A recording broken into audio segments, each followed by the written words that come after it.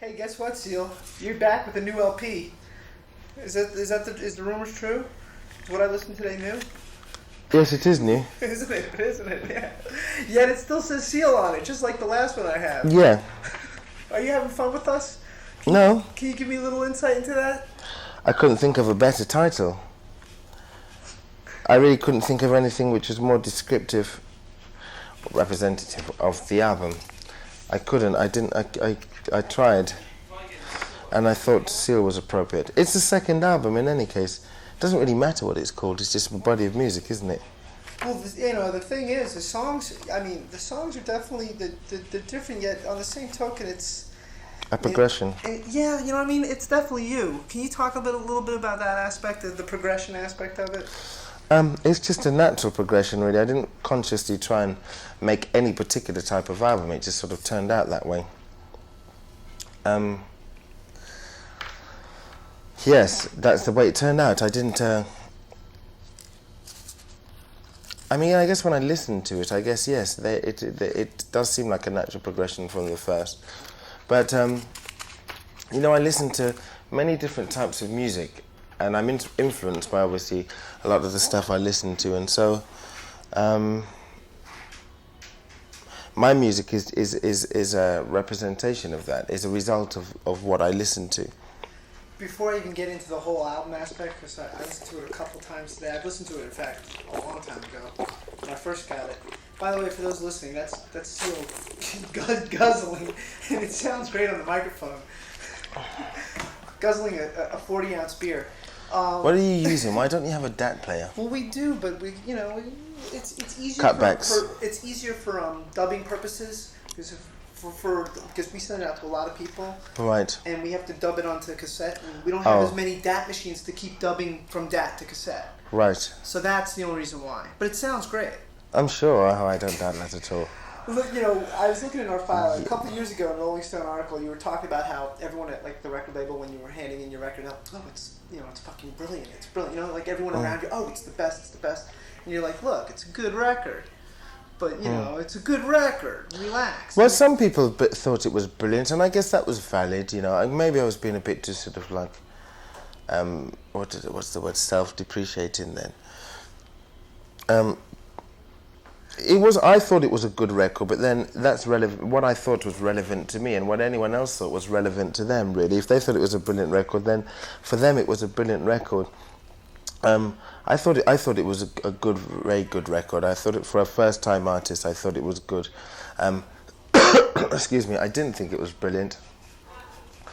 I think this is a really good record. That's what I wanted to talk about. I mean, that was on the last record. On this record, what are your feelings? I mean, you're a little older. You're a little bit more experienced in this business. Yes. I mean, what are your feelings on this particular second record or sophomore effort? I really like it. I don't really sort of listen to it that much because I just spent such a long time making it. So I don't really listen to it, but whenever I do, on the odd occasion that I have done, or I've sat through it playing somewhere, I do like it as a record. It's a particular type of record, and I'm not quite sure what it is. I guess it's just a collection of songs, really. Just done in a really nice way. Do I think it's a great record? Well, I don't know if I think it's a great record. I really, really enjoy it. I'm too close to it. I think if I listen to it in a year's time, I'll be able to see whether it was a great record or not. I don't quite know yet. I mean, it's different from a lot of other records. That much I do know. I know that it took a lot out of me. I put everything into it. It's truly representative of the time, of the period in which it was written. All the things that were happening to me, how my life was changing. It's an accurate representation of all that. So I guess it's really good in that respect. It deals some of the topics in some of the songs, like, for example, Prayer for the Dying, Metaphors, Why People. they deal with things that I felt quite strongly about, and I'm glad that I've approached things like that in. I've approached songs like that in a realistic as well as an idealistic approach. Since you bring up "Prayer for the Dying," Right. and it is the single that's being played, and the acceptance was pretty much right there. I mean, are you happy with that people have come to accept it? Oh, tremendously happy, because it's not immediately a commercial song. I mean, it's got the word "dying" in the title for a start. I mean, it's like not exactly radio friendly. Do you know what I mean? And so I'm happy that people, you see, because I took a chance with it. You know, it's not necessarily the biggest single on the album, or you know, in terms of its commercial success, but potential commercial success. But I think it was the right single, because I thought it was representative of what I'd been doing, where my head has been at for the past 3.5 years. I thought it was the right single because I thought it was topical. I thought, our society has been constantly plagued more and more with killer diseases such as cancer, AIDS, whatever, and so I'm glad that it's been really well received, because I didn't know how it would be received. I didn't know whether people would just be kind of put off by the fact that it's like it doesn't go, if I chant for happiness, maybe that will make me feel better. That it's not a kind of immediately kind of like poppy kind of song, in amongst a market which is full of poppy commercial stuff. I'm glad that people like it. It makes me feel really good that people are willing to listen, that there are people like myself who want to listen to who want some kind of answers or some kind of alternative. Doesn't matter if they're answers or not, but some kind of like an attempt at an answer, or some kind of something alternative, something other than kind of I love you baby and you love me, and like, hey, we're gonna ride in my car together, and sort of really get it off somewhere or whatever. It makes me happy that people are willing to listen to something which I happen to feel really strongly about. I was going to say, you were talking about the commercial aspect of it, and I mean, it literally, the song can be taken several different ways on several different layers, but to me, I take it as a prayer for the dying, almost.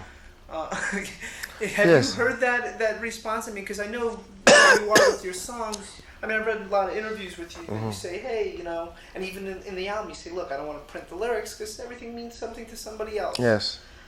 The story behind the song, obviously you must have been feeling for a lot of people.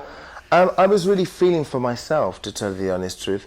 Yes, a lot of people, like some close friends of mine died, or one particular close friend of mine died, a guy I grew up with. He sort of died really suddenly. But it was mainly to do with my own insecurities, my views, my fears of death, what death meant to me. I guess it was taken, I tried to take a sort of different viewpoint of it, of looking at death as a continuation of life rather than the end of everything, or at least another stage in life. And so that's really what Prayer for the Dying was really meant to do. It's also meant as a kind of offering to people who were dying of terminal diseases like AIDS, cancer, people involved in the war in Bosnia, people who were dying all over the world for various different reasons that beyond their control. It was meant as some kind of offering, of hope, at the same time as being a therapy to its writer, myself. It was meant as some kind of alternative, something to sort of make our time spent here easier, more enjoyable. What can you say to somebody who's dying of a terminal disease that is going to make the rest of their time here go spend. What can you say that's going to make it the time pass easier, more easily? You know, music has that power. I've talked to a lot of people who've been doing this job for a while now. Music has that power both for the artist and for their fans of almost like a catharsis, hearing the songs. I mean, have you felt that growing up, maybe listening, or even your own music? Just it's almost like a release, and it can make others feel good. Oh, absolutely. When I have a problem, the way I deal with it, or one of the ways I deal with that problem is I write about it and sing about it.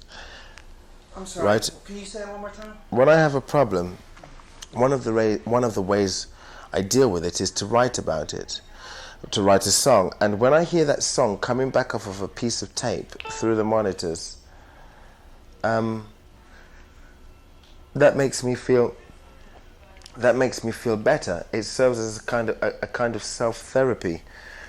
And I guess music has always been like that to me. Music has always given me a kind of feeling of, well, don't worry, because someone understands, someone sympathizes with you, someone empathizes with you, someone understands, don't worry about it. And that's, I guess, what I try to do first and foremost for myself, because I am a firm believer that charity begins at home. And then if other people get affected by my music and think it's great, then it's fantastic. That's the biggest payoff of it all. Let me ask you, since there's a time crunch, I'm going to jump around a little bit. But I'm listening to you. Okay, I know you basically wrote or co-wrote all the songs on this record. I mean, I'm wondering on a sophomore record, was there anything specific that you wanted to get across that, in any... I wanted to get across the fact that this album is a celebration of life. And life is for living, and people, as much as they can, should try and live in the now, as opposed to living in the future or in the past. I guess that was the general feeling that I tried to put across. Yes, that was pretty much it. I was going to say, it seems like this album also went through, I mean, you even wrote, 2 years, 3 months, week and 2 days to complete. Yes. And if you listen, like I have, to all the songs, it seems like your life was going all around. Yes, it has been. Can you talk about? I mean, because there's some songs where I'm like feeling for you, and other songs where you can see, like, oh, okay.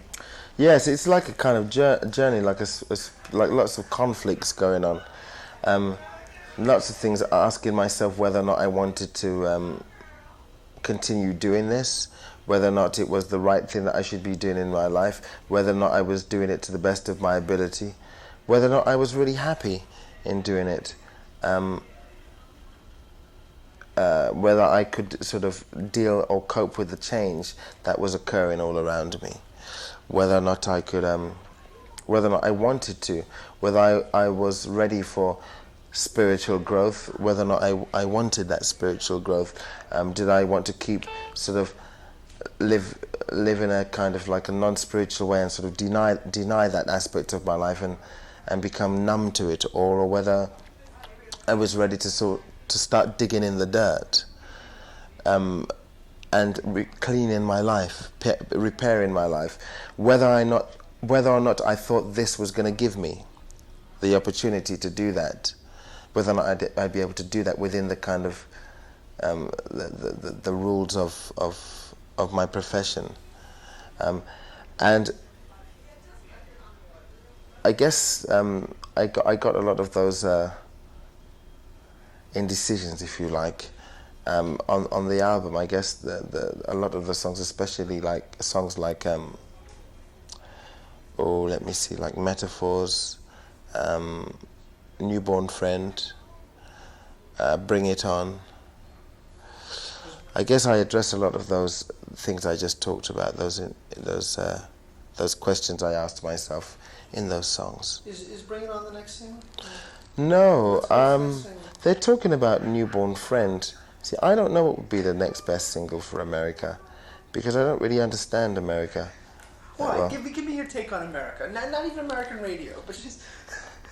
I have no take on it at all. I'm here. I'm just here, and I really enjoy it. I like Americans. I love the enthusiasm over here. Obviously, everywhere's got its good and its bad points. You know, there are things that I dislike about England, my home. But I don't. I won't even begin to try to try and understand how it all works over here, because I just don't understand. And I don't know what would be the next best single. I mean, if they seem to think, well, I say they, I mean the record company, if they seem to think songs like Bring It On or Newborn Friend will be the best single, then that's what will be the next single. I mean, you know, just to sort of cap on that, I have complete artistic control over what happens with my career. But then, you see, the record company, they're a record company for a reason. It's because they're good at selling records. And if, you know, if they think they can sell this kind of a record, and I don't necessarily agree with it, well then one has to ask oneself the question,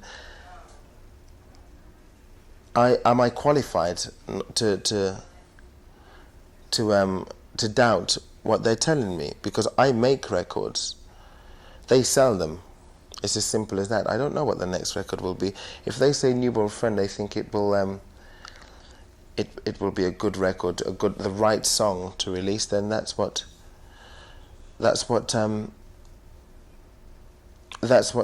we'll do. Because after all, our motives are all the same. You know, our agendas are the same. I mean, I want I want for more people to hear my music, because that would make me feel good. That's what enables me to make the next record. If people like what I'm doing, if they don't like it, then I'm not going to be making another record. If they don't like it to the extent where they don't buy it, then it's a lot harder to make a third record, you know, or the next record, whatever. So that's really, you know, how it goes, basically. What I like most about your career so far is because I remember when you came onto the scene, at least in America, and your debut album just kind of like took off. I would like to hear from your perspective, because they're going to yank you any second. They're going to yank me. Yank you away from me.